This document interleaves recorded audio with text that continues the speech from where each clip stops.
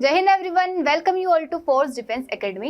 हमारी air force Y group की maths की क्लासेस का आज प्रैक्टिस सेट हम सेकंड सोल्व करेंगे। Without wasted time direct start करते हैं हम। देखिए पहला क्वेश्चन क्या है यहाँ, the total surface area of right circular cylinder of radius r and height h। देखो हमने फॉर्मूला वैसे ही पढ़ा था टोटल सरफेस एरिया का। सिलेंडर और सिलेंडर का क्या होता है, देखो यहाँ से रिवाइज कर लेते। कर्व्ड सरफेस एरिया क्या होता है सिलेंडर का, 2 pi R H. Curved surface area क्या होता है, 2 पाई आर एच। हमने टोटल सरफेस एरिया भी वैसे पढ़ा है, लेकिन एक बार और बता देती हूँ। देखो सिलेंडर दिखता कैसा है, इस तरीके का दिखता है, राइट सर्कुलर सिलेंडर। ये जिसमें ये क्या होती है, इसकी हाइट होती है जो यहाँ से यहाँ तक रहती है, इधर यहाँ से यहाँ तक रेडियस रहता है। कर्व्ड सरफेस एरिया की बात कर रहे हैं मतलब सिर्फ आसपास वाला एरिया, और टोटल सरफेस एरिया की बात कर रहे हैं मतलब हम ऊपर वाला जो सर्कल होता है और नीचे वाला जो सर्कल होता है इसके एरिया को भी हम इसमें जोड़ लेते हैं। देखो कर्व्ड सरफेस एरिया क्या होता है, 2 पाई आर एच ऑलरेडी होता है, 2 पाई आर एच। ठीक है, टोटल सरफेस एरिया मतलब ऊपर वाला जो सर्कल है और नीचे वाला जो सर्कल है इसका भी एरिया जोड़ना है। सर्कल का एरिया क्या होता है, पाई आर स्क्वायर, और नीचे वाले सर्कल का एरिया भी पाई आर स्क्वायर।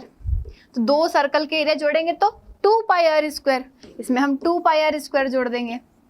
तो यहाँ भी 2 पाई आर, यहाँ भी 2 पाई आर, 2 पाई आर को हम कॉमन ले लेते हैं। अंदर क्या बचेगा, आर प्लस एच, मतलब यहाँ से एच बचेगा, यहाँ से आर बचेगा, तो 2 pi are, are plus H. वैसे डायरेक्ट ही हमें फॉर्मूला याद रखना है कि टोटल सरफेस होता है 2 pi are, are plus H. पर आपको मैंने फॉर्मूला बनाना भी बता दिया कि किस तरीके से इसे बनाया जाता है, क्या कॉन्सेप्ट होता है इसके पीछे। Now moving to next question. तो यहाँ पे क्या बोला है, प्रोडक्ट। देखो वैसा नहीं है, ये आज के क्वेश्चंस में थोड़ी सी टाइपिंग मिस्टेक है। तो प्रोडक्ट क्या होगा, 103, 102 और 98, इन तीनों का प्रोडक्ट क्या होगा। प्रोडक्ट मतलब मल्टीप्लीकेशन, गुणनफल क्या होगा 103, 102 और 98 का क्या होगा, कैसे पता चलेगा। तीनों को मल्टीप्लाई कर लो, लेकिन इतने बड़े बड़े नंबर है। तो सबसे पहला तो तरीका है, आप क्या करो कि इनके जो आखिरी वाला नंबर है 8, 2 और 3, इन तीनों का मल्टीप्लाई करो। यूनिट डिजिट चेक करना है, यूनिट डिजिट मतलब आखिरी की डिजिट हमें चेक करना है।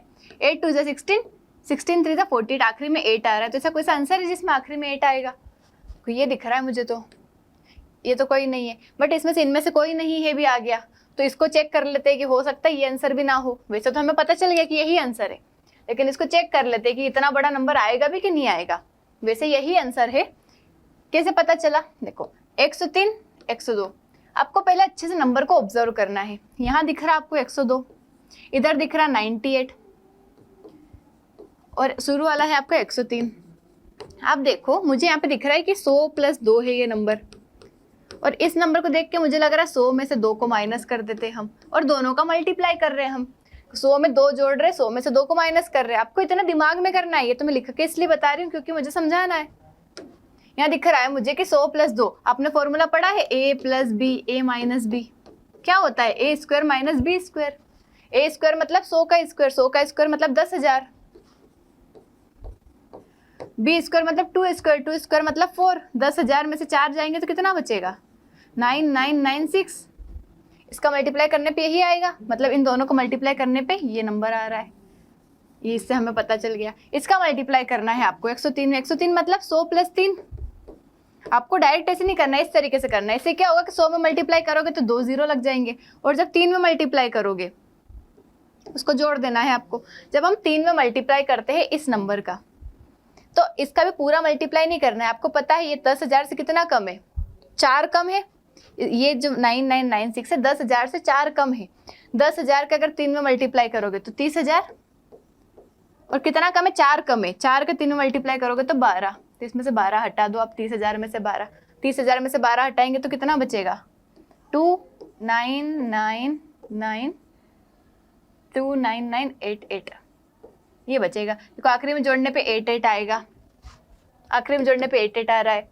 फिर इधर ये 9 और 6 15 हो जाएगा, तो 15 का 5 आएगा, मतलब यही आंसर है।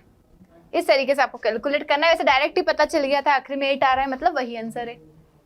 देखो इसमें भी ऑप्शंस आपके गलत है, हम यहाँ पे सोल्व करते हैं। देखो 1 1/5, तो 5 1 जा 5, 5 + 1 6/5, प्लस है तो प्लस लगा दो, फिर ये करली ब्रैकेट है, करली ब्रैकेट लगा दो।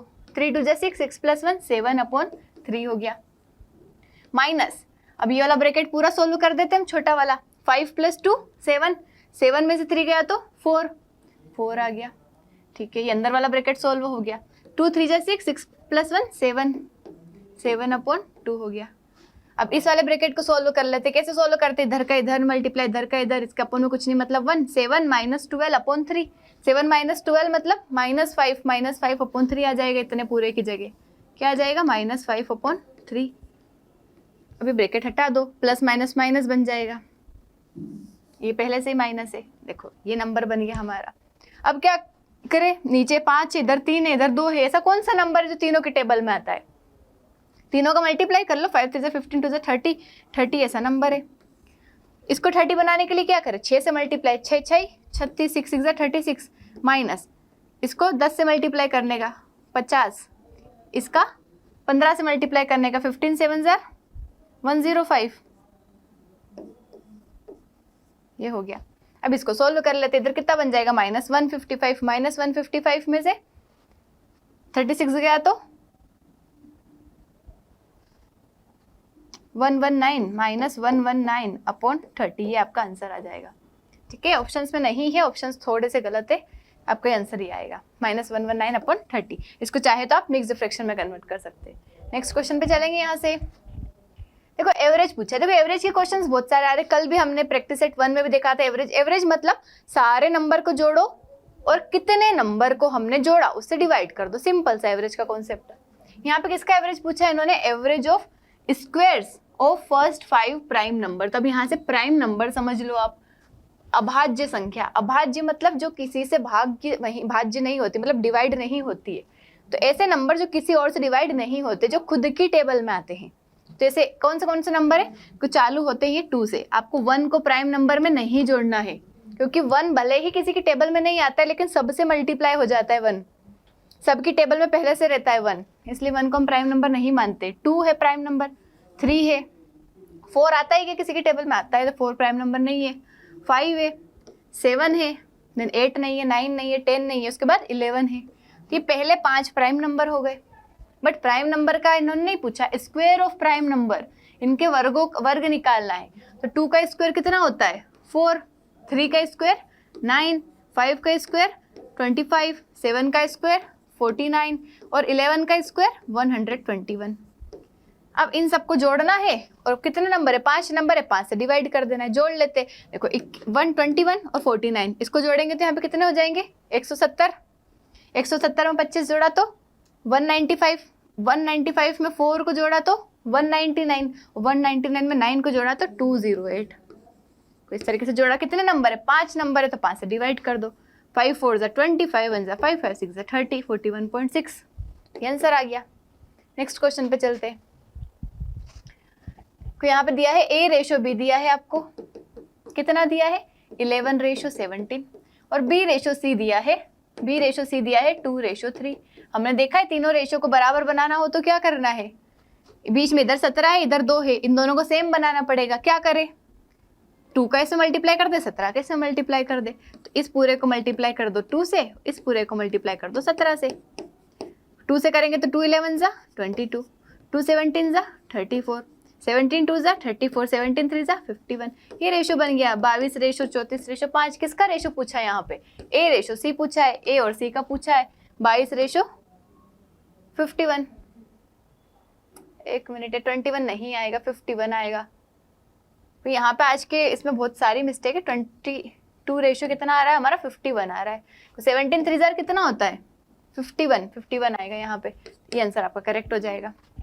नेक्स्ट पे चलते हैं। Speed of train is 58 km/h, then how many seconds will a 250 metre long train take it to cross a man. देखो एक ट्रेन है, ठीक है, जिसकी साइज कितनी? How many seconds will 250 metre, 250 metre की लेंथ है इसकी। कितनी लंबी है ट्रेन? 250 मीटर की है। Long train take to cross a man, एक इंसान है, ये जा रहा है इधर के साइड, ट्रेन भी जा रही है इधर के साइड। ये आपकी रेलवे क्रॉसिंग हो गई, रेलवे पटरी हो गई आपकी। Speed of train is 58 km/h। इसकी स्पीड कितनी है? 58 km/h। इतनी स्पीड है, इससे जा रही है, इस डायरेक्शन में जा रही है, ये इंसान भी इधर जा रहा है। Long train take to cross a man walking in the same direction as the train. देखो जिस डायरेक्शन में ट्रेन जा रही है उस डायरेक्शन में इंसान जा रहा है, तो बताओ ये ट्रेन जो है इस इंसान को कितनी देर में क्रॉस कर देगी, कितनी देर में क्रॉस कर देगी। देखो जब भी ऐसा क्वेश्चन आता है आपसे पूछता है कि इसको कितनी देर में क्रॉस कर देगी, तो अगर ये इंसान चल नहीं रहा है, अगर ये इंसान चल नहीं रहा है, यहीं पे खड़ा है, अभी तो इन्होंने बोल दिया कि इस डायरेक्शन में ही चल रहा है, अगर यहीं खड़ा होता ये, ठीक है, बस ट्रेन को क्या करना था, इसको क्रॉस करना था, मतलब यहाँ से यहाँ तक पार करना था, तो कितनी देर में कर देगी। तो हमारा स्पीड का फॉर्मूला होता है distance upon time, speed equal distance upon time. Time निकालना होगा तो स्पीड अपॉन में आ जाएगा, डिस्टेंस अपॉन स्पीड, डिस्टेंस से स्पीड को डिवाइड कर दो, टाइम निकालना हो तो डिस्टेंस से स्पीड को डिवाइड कर दो। अब यहाँ पे डिस्टेंस क्या होगी आपकी, जितनी लंबी ट्रेन है वही आपकी डिस्टेंस होगी। ट्रेन कितनी लंबी है, 250 मीटर लंबी है, और इसकी स्पीड कितनी है, 58 किलोमीटर पर आवर है। बस आपको ध्यान क्या रखना है, यहाँ पे ये मीटर में दिया है, ये किलोमीटर पर आवर में दिया है, तो इसको भी हमें मीटर पर सेकंड में कन्वर्ट करना पड़ेगा। उसका फॉर्मूला होता है कि आपको जब भी किलोमीटर पर आवर में दिया हो लिख लेना है, याद कर लेना है। आपको मीटर पर सेकंड में बनाना है तो 5/18 से मल्टीप्लाई कर दो, उसका जो भी नंबर दिया है उसका 5/18 से मल्टीप्लाई कर दो, तो आपका आंसर आ जाएगा। तो नॉर्मल आपका आंसर आ जाता कि हाँ इस इंसान को कितनी देर में क्रॉस कर देगा ये, ठीक है। इसको हम सोल्व कर लेते। देखो 5 5 से 25, 0, 2 9 से 18, 2 2 से 4, 2 9 से 18, इसको यहाँ से सोल्व कर लेते तो हमें पता चल जाता कि खड़े हुए आदमी को कितनी देर में क्रॉस कर लेगी। लेकिन इन्होंने यहाँ पे क्या कहा है कि ये इंसान भी इस डायरेक्शन में जा रहा है, ये इंसान भी इस डायरेक्शन में जा रहा है। अब बताओ ये ट्रेन कितनी देर में क्रॉस करेगी। अब तो थोड़ा ज़्यादा टाइम लगेगा ना, क्योंकि हो सकता है इंसान बाइक से जा रहा हो, भाग के जा रहा हो, तो थोड़ा तो ज़्यादा टाइम लगेगा, भले सेकंड का इतना सा सेकंड ज़्यादा लगेगा, लेकिन ज़्यादा तो लगेगा ना ट्रेन को, क्योंकि पहले आदमी खड़ा था वो भी जा रहा है उस डायरेक्शन में और ट्रेन भी पीछे से आ रही है, तो उसको क्रॉस करने में थोड़ा सा ज़्यादा टाइम लगेगा। तो आपको पहले पता होना चाहिए कि इसकी स्पीड कितनी है, आपको पता होना चाहिए कि इसकी स्पीड कितनी है, तभी आप कैसे निकालोगे। डिस्टेंस तो वही रहेगी, लेकिन स्पीड में क्या कर लोगे आप, 58 में से जो इंसान जा रहा है उसकी स्पीड को आप माइनस करोगे, तब जाके आपको पता चलेगा कि एक्चुअल टाइम कितना लग रहा है। लेकिन क्वेश्चन में इस इंसान की स्पीड दी ही नहीं आपको, दी है कि यहाँ पे नहीं दिया है, तो हम आंसर नहीं निकाल सकते इसका। तो आंसर नहीं है, ये भी नहीं, ये भी नहीं, तो आंकड़े अपर्याप्त है, मतलब डेटा हमारे पास इनसफिशिएंट है, हम नहीं निकाल सकते इसका। आपको दिया होता है इसकी स्पीड तो आप स्पीड लिखते और आंसर निकाल देते।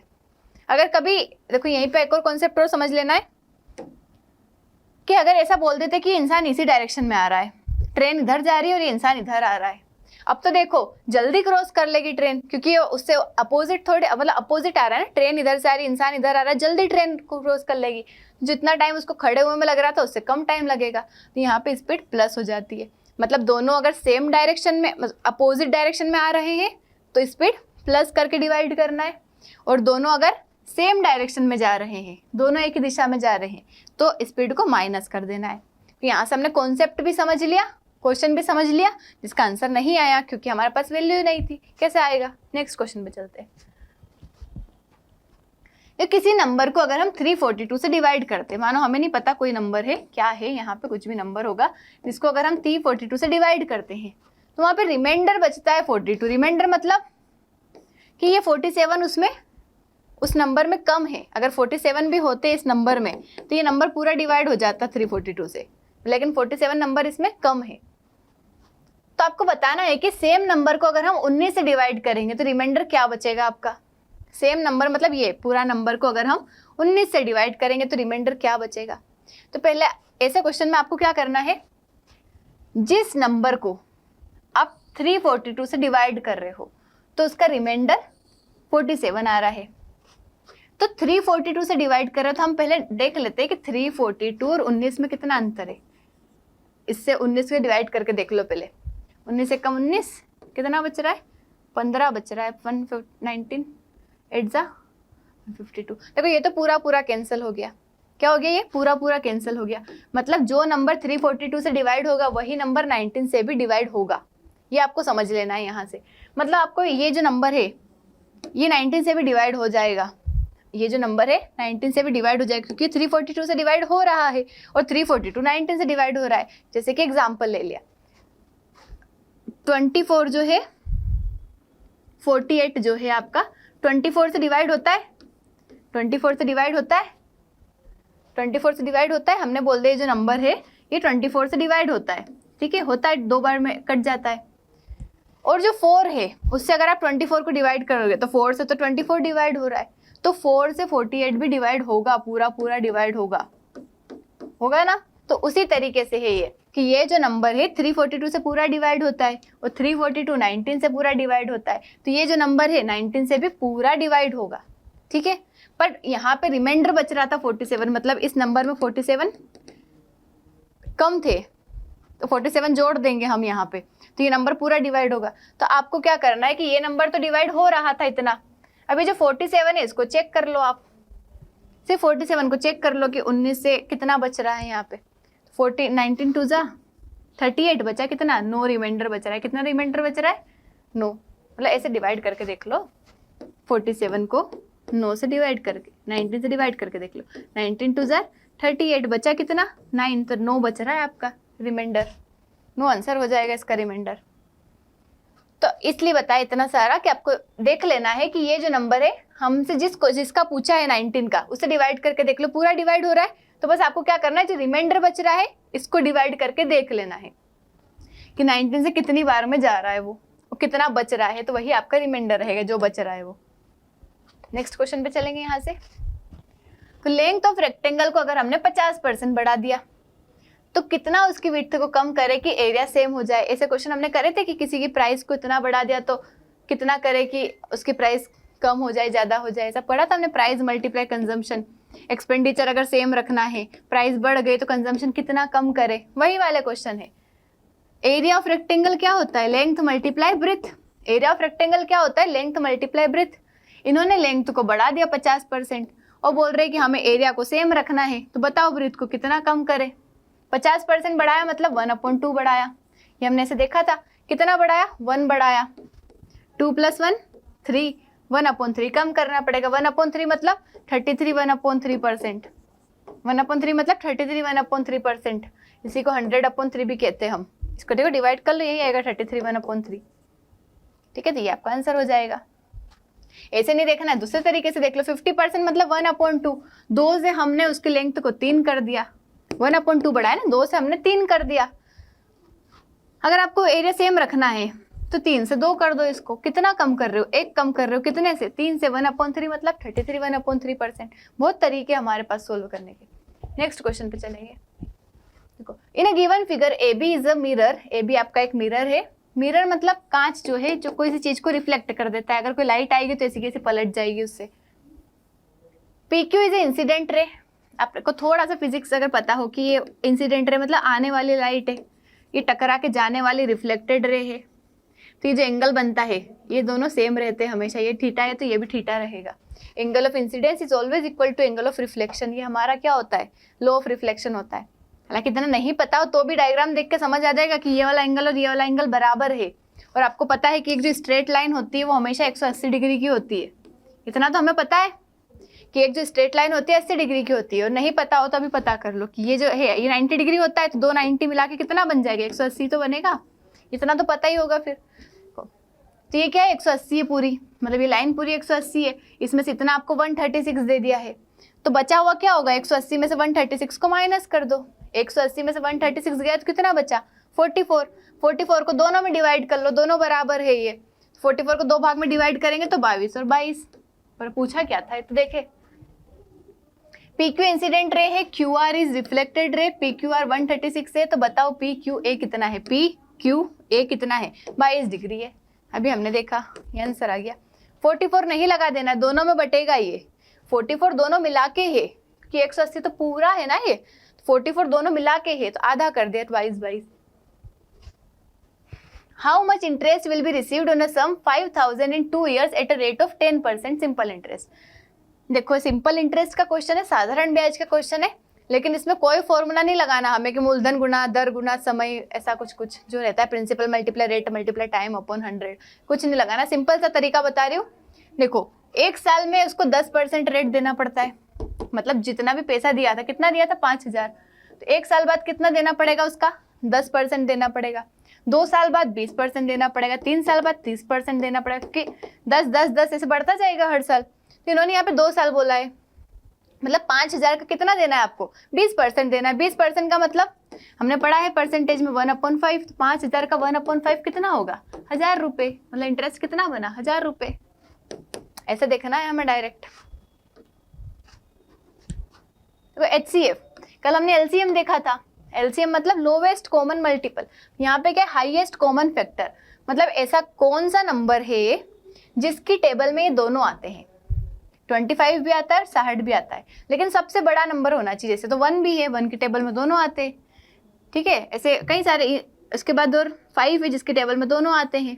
उसके बाद तो कोई नंबर नहीं दिख रहा मुझे जिसकी टेबल में दोनों आते।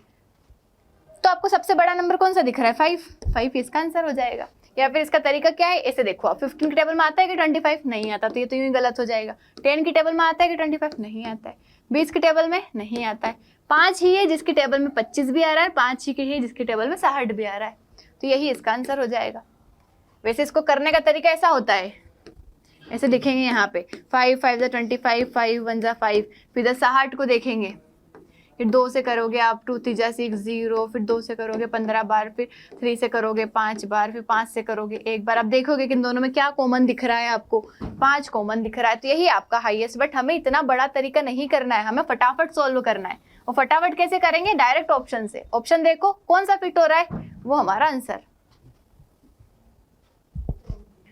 If a number is squared, then which digit cannot be its unit place? देखो किसी नंबर का अगर हम स्क्वायर करते हैं, जैसे मैंने 1 का स्क्वायर किया, क्या आया, 1 आया। 2 का स्क्वायर किया, क्या आया, 4 आया। 6 का स्क्वायर किया, क्या आया, 36 आया। 7 का स्क्वायर किया, क्या आया, 49 आया। तो देखो जब मैंने स्क्वायर किया तो इसके यूनिट डिजिट मतलब पीछे आने वाला नंबर, क्या ये दोनों सेम है, हाँ 6 में तो सेम है। 7 में सेम है क्या, नहीं है। तो आपको बताना है कि इन ऑप्शंस में से ऐसा कौन सा नंबर है जिसकी यूनिट डिजिट वो सेम नंबर है। जैसे इसकी यूनिट डिजिट सेम है, ये आंसर हो सकता है, ये हमारा ये आंसर हो सकता है। जैसे 5 का स्क्वायर करोगे, 5 का स्क्वायर 25, ये यूनिट डिजिट क्या है, सेम है। जैसे 9 का स्क्वायर कर रहे हैं तो 9 9 ज़र 81, यूनिट डिजिट सेम नहीं है। 8 का स्क्वायर करो, 8 8 ज़र 64, यूनिट डिजिट सेम नहीं है। किसकी नहीं है ऐसा पूछा इन्होंने, को इसकी तो है, इसकी भी है, इसकी नहीं है, इसकी नहीं है, तो दोनों आंसर आपके करेक्ट यही होंगे, ठीक है।